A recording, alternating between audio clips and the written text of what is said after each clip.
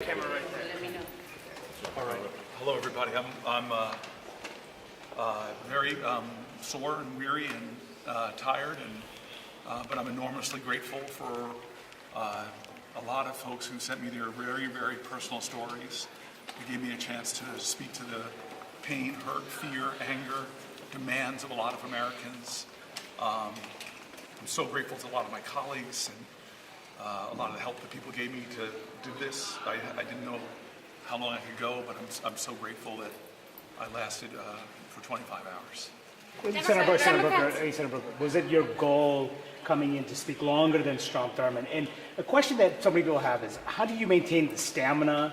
How did you not have to use the restroom for 25 hours? Did you find a way to use the restroom? Can you talk to us about that? A few things. One is I was very aware of Strom Thurmond's record since I've gotten to the Senate. I always felt that it was a strange shadow to hang over this institution, that the longest speech, with all the issues that have come up, all the noble causes that people have done, or the things that people try to stop, I just found it strange that he had the record. And as a guy who's grew up with with legends of the civil rights movement myself, of my parents and their friends, it just seemed wrong to me. It always seemed wrong. I had this hope that Chris Murphy would do it, actually. So I definitely had it on my mind, but as Chris and I joked, I'm 9 years older than when he and I did it for 15 hours, and my back was sore and my legs were hurting, so I just didn't know if I could, so I didn't want to set any expectations. The mission was really to elevate the voices of Americans, to tell some of their really painful stories, very emotional stories, and to let go and let God do the rest. And Your stamina. Oh, I'm sorry. I talked to a lot of people. I copied some of the things we did for 15 hours, so I fasted for days into it. I stopped drinking water a long time ago. I think that had good and bad benefits. I definitely started cramping up from lack of water, so if some of you really drink nothing, in the end I was just trying to do something to stop my muscles from cramping. So there's just a lot of tactics I was using to try to make sure that I could stand for that long. Senator, I don't know if you all able of to that, see Senator, do you feel like after all of this that your speech moved the needle in any way, and do you think Democrats should employ this tactic going forward to protest the Trump agenda? I just finished. I haven't had much time to digest or think about it. I think that, and you guys have written about it and talked about it, there's a lot of people out there asking Democrats to do more and to take risks and do things differently. They seem like the right thing to do, and from what my staff is telling me, a lot of people watched, and so we'll see what it is. I just think a lot of us have to do a lot more, including myself. Senator, I was going to say, I don't know if you've seen the reaction you've gotten, but millions of likes on TikTok. There were people outside this building with signs praising you for what you were doing. So can they expect more of this from you? Is this the future of Democratic resistance in the second Trump administration? I don't want to speak for Democrats. I speak for myself. My team and I have really been struggling in this period. Democrats have to own up for a lot. I think that we've contributed to where we are. I'm not just talking about losing an election. I'm talking about a lot of the ways that the partisan politics of this country have worked, and we should be stepping up and saying we accept a lot of responsibility for this moment. But we also have a lot of responsibility for meeting this moment. And so my staff and I have talked a lot about other things that we can do to contribute to the larger cause of our country right now. And I'm hoping that, especially social media, you all know that's my responsibility with the caucus. I want to think creatively and listen to my constituents, and I felt a lot of them really pushed me to do this, and I was glad that we were able to tell a lot of their stories. Senator, to follow up on Manu's question, and I'm sorry to be crude here, but there's been a lot of speculation about whether or not you're wearing some kind of device, like a catheter or a diaper, and I'm sorry for even asking you this question. I feel weird about it. But were you wearing anything that allowed you to not have to go to the bathroom for 25 hours? I don't want the Senate doctor to get mad at me. I don't want my doctor to get mad at me. But I really spent time dehydrating myself beforehand, so I did not have to go to the bathroom. You didn't have to go to the bathroom at all for 25 hours. My challenge was that my strategy was to stop eating.